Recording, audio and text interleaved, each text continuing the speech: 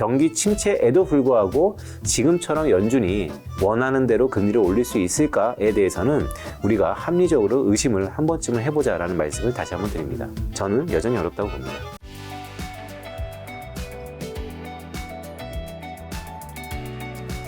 자, 오늘 주제는 뭔가요? 오늘 주제는 화면 보시는 것처럼 바로 시작하죠. 사실 연말이 한 2달 정도 남았죠. 네. 근데 이쯤 되면 여전히 이제 내년을 조망하는데 가장 큰 이벤트가 이번 주에 있었기 때문에 11월 FOMC입니다. 여전히 11월 FOMC는 이견이 분분해요. 금융시장의 충격은 미국은 좀 컸는데 사실 한국은 미국만큼 크지 않았다라는 게 대부분의 팩트이고요. 네.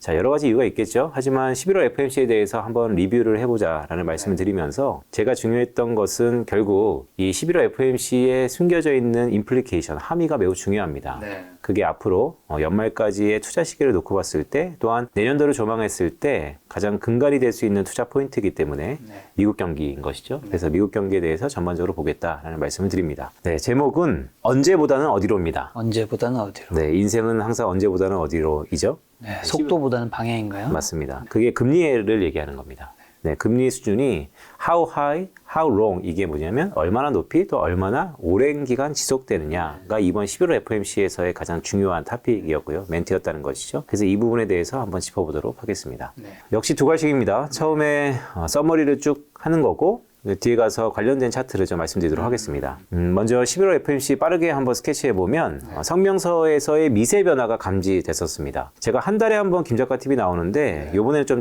빨리 나왔죠? 지난번하고 좀 텀이 좀 짧았는데 지난번에 나와서 제가 이런 말씀을 드린 적이 있어요. 합리적인 의심을 할 때다. 네, 의심을 할 때라는 게 뭐냐면 연준이 물론 지금의 정책적인 스탠스라든지 정책 방향에 대해서 상당히 고무적으로 이전의 실기를 반복하지 않기 위해서 노력을 하고 있지만 그럼에도 불구하고 연준의 실기 가능성도 여전히 열려있다. 또한 데이터 디펜던트 한다는 연준, 즉 이전에는 미리 포워드 가이던스라 그래서 미리 상황을 예상하고 정책을 폈다면 이제 파월 의장이 주창하는 것은 데이터를 다 보고 천천히 하겠다라는 것이잖아요. 천천히 하는 것이 실수를 줄일 수는 있지만 실제 갑작스러운 피버팅이라는 얘기를 계속해서 드리고 있어요. 그런 의미는 결국 지금부터는 우리가 합리적으로 의심을 해보자 라는 말씀을 계속 드렸었는데 이번 11월 FOMC에서의 스테이트먼트 성명서에서는 제가 주목하는 미세 변화가 감지됐습니다. 화면에 보시는 것처럼 금리 인상 속도를 결정할 요인들이 명시됐습니다. 크게 세 가지 부분을 고려할 것이다 라는 것인데 통화긴축의 누적 효과, 가파르게 3월달부터 금리를 올리지 않았습니까? 그렇다면 이것에 대한 효과가 실물 경기에 나타날 건데 그 영향에 따라서 통화정책의 속도를 조절할 것이다 라는 힌트가 하나 있었고요. 두 번째는 통화정책의 시차인 것이죠. 흔히 재정정책과 통화정책이 있어요. 재정정책은 정부가 직접 돈을 쏴주는 겁니다.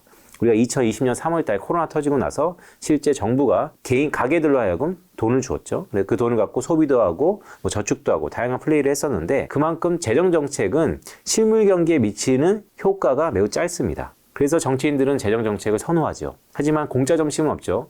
재정정책을 쓰다 보면 반대급부로 부채가 엄청 늘어납니다. 그렇기 때문에 통화정책과 적절히 섞어서 써야 되는데 통화정책은 다 좋은데 문제는 시차가 너무 길어요. 정책 입안자들로 하여금 과연 이것을 계속 써야 되는가에 대한 의구심이 있는 것입니다. 하지만 이 통화정책의 시차가 향후 어떻게 되냐에 따라서 통화정책 스탠스를 속도를 바꿀 것이다라는 게 이번 스테이트먼트에 들어갔다는 게 좀 고무적이고요. 맨 끝으로는 이 부분 때문에 사실 11월 FOMC가 발표되고 나서 새벽 3시에 우리나라 시간으로 발표됐는데요.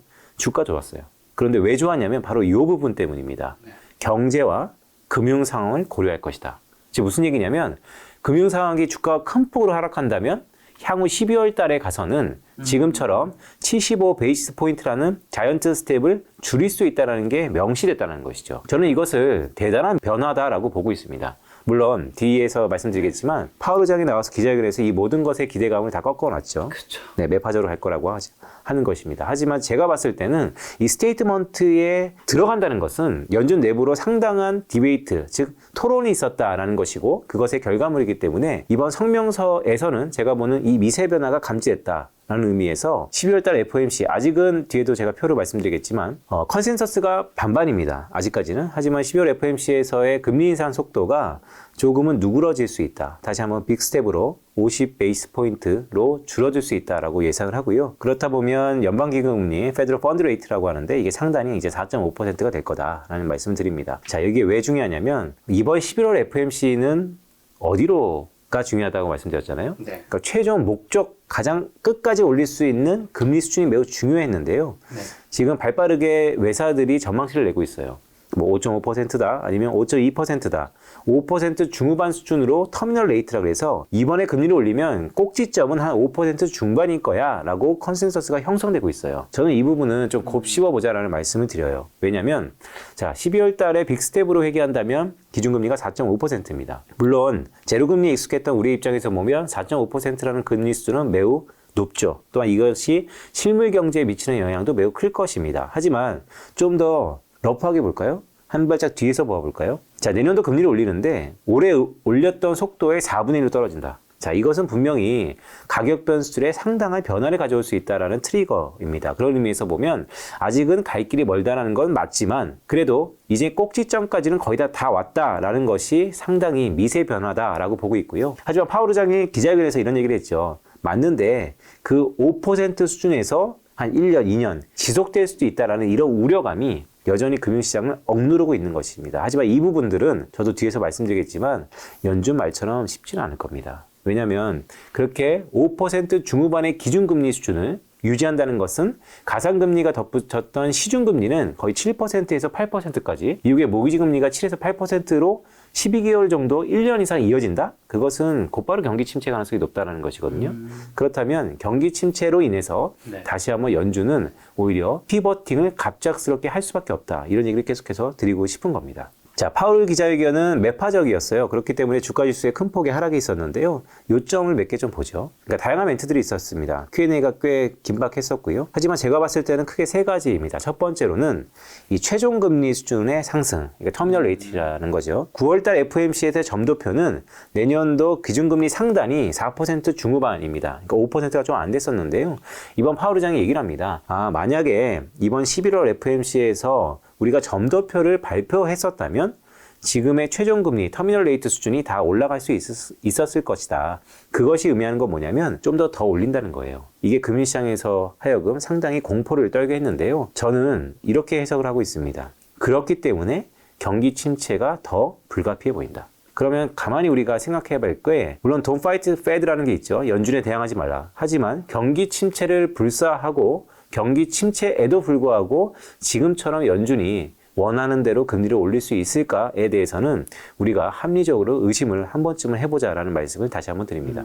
자, 두 번째입니다. 제가 드리는 콜이 좀 빠를 수도 있어요. 왜냐면 지금 대부분 쇼비가 많잖아요. 그리고 저 역시도 돌다리도 두드려 가자라는 기본적인 스탠스를 갖고 있습니다. 하지만 연준의 최근의 미세 변화들을 우리가 쉽게 간과하면 안 된다라는 말씀을 드리고 싶고요. 자, 두 번째는 금리 인상이 얼마나 지속되는가가 중요하다는 얘기를 했어요. 이것은 무슨 얘기냐면 5% 중후반까지 빠르게 금리를 올린다 하더라도 시장이 기대하는 곧바로 내리는 게 아니고 어느 정도 수준으로 지속될 것이다 라는 응답이 있었습니다. 자, 그게 의미하는 게 무엇일까요? 화면에 보시는 것처럼 인플레이션 우려가 높다는 거예요. 이것은 12월 FOMC에서 전망을 할 텐데 2023년 이후에 점도표가 상당 부분 상향될 거라는 것이죠. 이 부분이 이미 11월 FOMC에서의 기자회견에서 나타났습니다. 투자에서 가장 싫은 거는 불확실성이죠. 그래서 제가 봤을 때는 12월 달 FOMC에서의 이 부분이 다시 확인이 된다면 영향은 여파는 있겠지만 오래가진 않을 것이다 라는 생각을 갖고 있고요. 오히려 12월 FOMC 직전까지도 이런 불안감 때문에 좀 더 금융시장이 휘둘릴 수 있다라는 생각을 갖고 있습니다. 세 번째는 이건데요. 자, 금리 인상 중단에 대한 한마디로 시장의 피버팅에 대한 기대였죠. 피버팅이라는 것은 흔히 농구할 때 피벗이라는 것이 있잖아요. 기준축을 가운데 두고 좌우로 방향 전환을 180도 하는 것입니다. 금리를 인상하다가 180도 금리 인하로 바뀌는 것을 피버팅이라고 하는데 그런 의미에서 보면 금리 인상 중단에 대한 이 피버팅에 대한 금융시장의 생각들은 시기상조였다는 것을 굳이 파월 의장이 다시 한번 곱씹었다는 것이에요. 저는 아이러니하게 파월 의장이 다시 한번 곱씹었다는 그 이유를 다시 한번 저도 되돌아보면 역시 경기 침체가 불가피해 보이고 그런 의미에서 보면 데이터 디펜던트하는 연준이 갑작스럽게 피보팅할 가능성을 경계해야 된다라는 조금은 다른 멘트를 드리고 싶어요. 자, 연준이 자신 있어 합니다. 왜냐하면 실기했기 때문에 또한 데이터 디펜던트하기 때문에 최대한 또 다른 실수를 안 하려고 노력할 겁니다. 하지만 과연 연준의 예상대로 연준이 의도하는 대로 금리를 그 끝까지 올릴 수 있을까? 저는 여전히 어렵다고 봅니다. 제가 생각하는 가장 근거는 결국 핵심은 미국 경기에 대한 판단인 것 같아요. 자, 제가 표를 하나 준비했는데요. 이 표입니다. 자, 미국 경기를 지금 어떻게 보느냐. 파월 의장이 기자회견에서 이런 얘기했죠. 견고하다. 왜냐면 고용시장 봐라. 여전히 3.5%의 실업률. 물론 금요일 날 다시 한번 미국의 실업률과 고용지표가 발표되겠지만 좋게 나올 겁니다. 왜냐하면 이전에 ADP 고용이라든지 민간 쪽에서의 주간 실업 청구 건수가 줄어들고 있거든요. 그렇다면 고용시장은 좋을 거예요. 그렇다면 이 고용시장은 좋은 것 같고 파월 의장은 계속해서 얘기를 하고 있죠. 미국 경기는 괜찮다. 그래서 대부분 지금의 컨센서스는 화면에 보시는 것처럼 연착륙입니다. 여기서 연착륙이라는 것은 경기가 침체, 즉 뒷걸음질치는 마이너스가 아니고 둔화예요. 올해 3% 성장했으면 내년에는 1에서 2% 성장한다는 게 대부분 아직까지도 월가들의 컨센서스입니다. 자, 이유는 두 가지예요. 첫 번째로는 초과 저축. 여전히 미국이 저축이 많다. 저축이라는 것은 고용에 의해서 아니면 외부적인 충격에 의해서 소득이 좀 줄어든다 하더라도 그동안 쌓였던 저축 갖고 소비를 충분히 할 수 있을 만큼 많다. 그렇기 때문에 미국은 경기 침체보다는 연착륙 가능성이 높다라고 전망하고 있습니다. 자, 두 번째는 앞에서 말씀드렸던 것처럼 고용시장이 견고하다는 것이죠.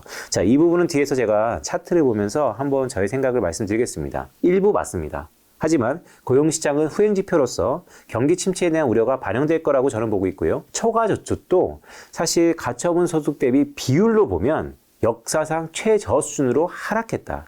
물론 초과 저축의 금액 자체는 예전보다 높아졌습니다. 금액이 높아졌지만 이미 이전과 달리 더 쓰는 규모라든지 아니면 환경이 달라졌기 때문에 비율로 보면 오히려 줄어들고 있다. 월간 데이터를 우리가 확인하면 초과 저축에 대해서 맹신하기는 좀 어려운 국면이다라는 말씀을 뒤에 가서도 데이터로 말씀드리도록 하겠습니다. 자, 그렇기 때문에 저는 이 경기 침체에 대한 뷰가 좀 높아요. 화면 보시는 것처럼 경기 침체는 크게 두 가지인 것이죠. 하나는 소프트, 즉 얕은 침체, 또 하나는 하드, 깊은 침체입니다. 자, 얕고 깊음을 어떻게 구분할 수 있을까? 자, GDP 그로스의 하락폭이 마이너스 5에서 10%, 15%로 깊을 것이냐, 아니면 마이너스 2, 3% 안에서의 얕을 것이냐는 저는 이 핵심 PC 디플레이터라는 물가지표의 향방에 따라서 달라질 거라고 봐요. 자, 제가 주장하는 것은 소프트입니다. 즉 얕은 침체예요. 왜냐하면 이번에는 핵심 PC 물가지표, 물론 다음 주에는 CPI가 발표되고 이번 달 말에는 PCE가 발표되겠지만 이 소비자 물가 상승률이 피크 아웃 되고 있습니다. 물론 피크 아웃 되는 속도가 느려서 문제죠. 이 피크 아웃 되는 지금의 이 트렌드가 이어진다면, 즉 하락세가 이어진다면 저는 얕은 침체 가능성이 좀 높다라고 보고 있고요. 오히려 역발상으로 지금 최근 이란과 사우디가 다시 한번 북적북적하지 않습니까? 그런 의미에서 핵심 PC 물가 상승률이 지금보다 높아진다면 그때야 비로소 제가 생각하는 침체의 얕은 범위가 아니고 오히려 큰 깊은 침체 가능성이 높다. 그래서 저는 내년도는 연착륙보다는 리세션 쪽에 가능성이 높다라고 계속해서 말씀드리고 있고, 다만 지금 갑작스럽게 이 경기 침체가 올 가능성이 원인이 무엇이냐라고 본다면 결국 금리를 너무 빨리 올렸기 때문에, 따라서 이 얕은 침체가 들어간다면 연준이 다시 한번 갑작스럽게 피보팅 할 거다. 즉 금리를 낮출 거다. 그렇기 때문에 다시 한번 하단을 견고하게 받칠 거다라고 내년도를 조망하고 있습니다. 자, 아래 번호 넘버링이 좀 있는데요. 이 6개 넘버링은 월가에 있는 해외 IB들의 소프트 랜딩이라는 연착륙의 전망과 달리 경기 침체를 보는 이유들이에요. 첫 번째를 말씀드리면 이 AIT가 평균 인플레이션 타겟입니다. 지금은 쏙 들어갔지만 한 작년까지만 해도 되게 히트 상품 중에 하나였어요. 물가 타겟팅을 2%로 고정하지 말자. 좌우로 시계를 좀 넓혀서 평균적으로 고정하자. 이제는 2% 물가가 도달한다 그래서 갑작스럽게 물가를 잡기 위해서 금리를 올리지 말고 워낙 저금리에 젖어 있다가 빠르게 반등하기 때문에 과거 평균을 통해서 2가 아닌 한 3, 4%로 좀 열어두자라는 게 평균 인플레이션 타겟이었어요. 자, 이게 결과적으로 연준의 물가 판단의 실기를 일으켰던 가장 큰 주 원인입니다. 왜냐하면 AIT 정책의 숨은 함의는 뭐냐면요. 연준이 듀얼 먼데이트잖아요. 물가랑 고용. 근데 AIT를 하는 순간 물가는 좀 제쳐두고요. 고용 안정을 이끌어내는 거예요. 그 실제 성공했죠. 왜냐하면 지금까지도 미국의 고용 시장이 완전 고용 실업률을 지속하니까요. 하지만 지금은 뭐가 문제입니까? 물가가 문제입니다. 따라서 연준이 물가 판단의 실기를 인정했고요. 자, 인정 너무 늦었다라는 개인적인 생각을 갖고 있어서 돌아보면 과거 AIT라는 정책이 결국 연준으로 하여금 물가보다는 고용에 좀 더 치중하게 됐고 그게 지금의 긍정적인 효과가 있지만 실제 연준이 예상한 것보다 물가가 너무 많이 튀었던 이 부분이 결국 미국의 경기 침체로 이끌 것이다 라고 개인적으로 보고 있습니다. 두 번째는요. 통화정책 시차예요. 제가 모두에 말씀드렸던 것처럼 재정정책과 통화정책의 차이, 시차라고 그랬잖아요. 그런데 이제는 통화정책의 시차 또한 엄청나게 짧아지고 있습니다. 왜 그렇게 보냐면 이런 거예요. 올해 3월 달부터 미국이 급작스럽게 금리를 올리고 있어요. 예전 같으면 이 효과가 실물 경기에 한 3개월, 6개월, 9개월에 걸쳐서 나타날 겁니다. 그런데 우리가 다 알고 있는 것이죠. 2022년 미국의 1분기와 2분기 연속해서 2분기 연속 GDP 그로스가 역성장되었다는 것이죠. 자, 이게 의미하는 게 무엇이냐? 이전 같으면 3월 달에 금리를 올렸다? 꽤 빠르게 올렸다? 그렇다면 아마 1분기가 아닌 2분기, 좀 더 멀게는 3분기부터 영향이 있었을 텐데 이번에는 바로 나타났다는 것이죠. 그렇기 때문에 이 통화정책의 시차 역시도 경기 침체 가능성을 좀 더 높여주고 있다라고 보고 있고요. 자, 세 번째는 제가 뒤에도 말씀드리겠지만 제가 모형을 하나 갖고 나왔어요. 모형이라는 것은 현상을 설명하기 위해서 되게 단순한 통계들을 갖고 현상을 다시 한번 설명하는 것인데요. 매크로 레진 모형입니다. 즉 매크로를 갖고 국면을 판별하는 모델이 있어요. 제가 OECD 경기 선행지수를 갖고 판별을 하는데요. 특히 OECD 경기 미국의 선행지수를 갖고 보면요. 2022년 9월 말 기준이 지금 최신입니다. 아마 다음 주에 10월 달께 업데이트 될 텐데 제 모형에 의하면 9월 말 기준으로 미국은 경기 침체에 이미 들어갔다.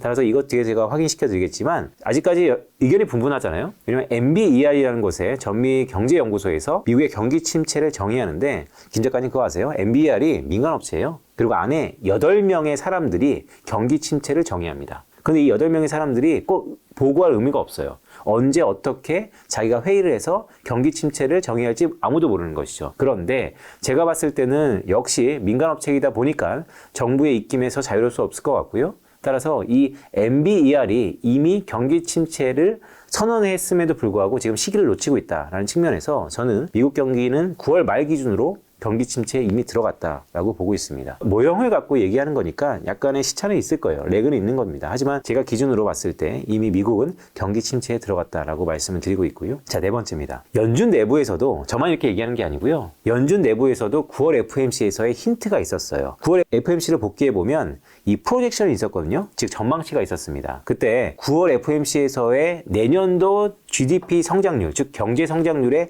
상하단 중에서 하단에 마이너스 0.3%가 찍혔다는 거예요. 자, 이게 의미하는 게 뭐냐면 연준 내부에서도 내년도 극소수지만 아직은 일부지만 내년도 경기 침체를 이미 9월 달에 반영하고 있다는 것이죠. 자, 저의 모형도 9월 말 기준으로 미국이 경기 침체에 들어갔다라고 보고 있어서 나중에 의사록이나 아니면 그 이후의 흐름을 한번 보이겠지만 저는 9월 FOMC에서의 이 소수 의견에 그 누구보다도 집중하고 싶다라는 말씀을 드립니다. 자, 다섯 번째입니다. 부동산 시장의 조정이 시작됐어요.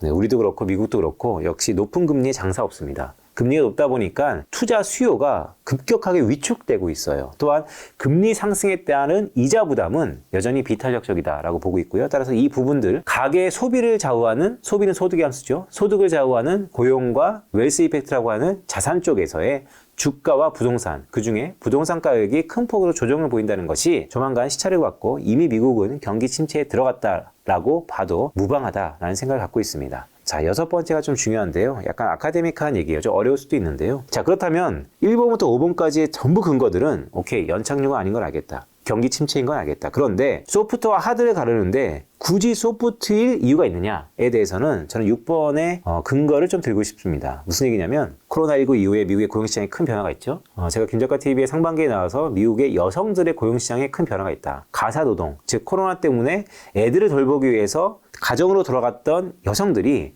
코로나가 거치고 난 다음에 다시 돌아올 줄 알았는데 실제 안 돌아오고 있다. 왜냐고 봤더니 가족 중에 애들은 다시 한번 학교를 갔는데 그 뒤에 은퇴했던 시니어들, 즉 노인들, 부모들이 여전히 가족에 잔류하고 있어서 그들을 돌보는 여성들이 일자리를 못 나오고 있다. 이런 것들이 여성의 고용 참가율이 코로나 이전하고 구조적으로 달라졌다는 말씀을 드렸어요. 그만큼 코로나19 여파로 인해서 미국 고용시장에 구조적인 큰 변화가 있습니다. 그것이 의미하는 게 뭐냐면요. 자연 실업률이라는 게 있어요. 자연 실업률이라는 게 구글링 보면 바이 데피니션 마찰적 실업이 없는 상태. 즉 너도 나도 의사가 있는 사람이 단기간에 실업을 하는 사람이 있겠지만 대부분 의사에 의해서 수급이 균형을 이룬 상태, 즉 자연적으로 실업률이 정상적인 상태를 우리가 자연 실업률이라고 하는데요. 그게 미국의 많은 학자들이 전망을 하기론, 추정을 하기론 4에서 4.5% 정도예요.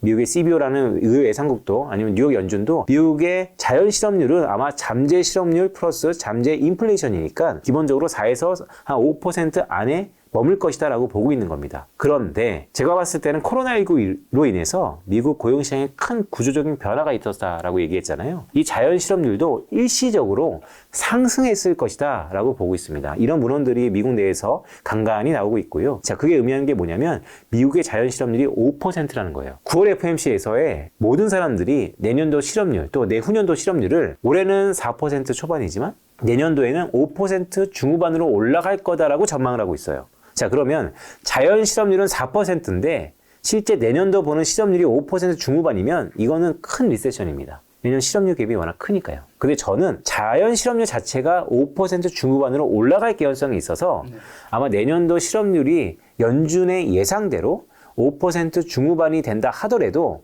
그렇게 깊은 침체는 아닐 것이다. 이미 일시적으로 자연 실업률 자체가 좀 높아졌을 개연성이 있다. 그래서 이 부분이 제가 생각하는 소프트냐 아니면 하드냐를 가르는 물가의 향방 외에도 이 자연 실업률의 일시적인 상승 가능성을 우리는 주목해야 된다라는 말씀을 드리고 있습니다. 네, 전반적으로 11월 FOMC의 해석에 대해서 성명서의 미세 변화, 파월 의장의 매파적인 발언, 그 이면에 지금부터 12월 FOMC 아니면 내년을 볼 때 우리는 가장 무엇을 주목해야 되는가? 역시 미국 경제인데요. 미국 경기 판단이 일단은 연준은 아직까지 견고하다고 보고 있다는 거. 금융시장은 견고는 아니고 내년도 좀 소프트 랜딩 쪽에 아직까지 무게를 두고 있다는 거. 하지만 저는 이미 미국은 경기 침체에 들어갈 개연성이 높다라고 보고 있어서 이 부분을 봤을 때 미세 변화이지만 연준의 갑작스러운 피보팅을 조금 빠를 수 있지만 지금부터는 우리가 정말 확률 높게 주목해야 된다는 말씀을 드리고 싶습니다. 네.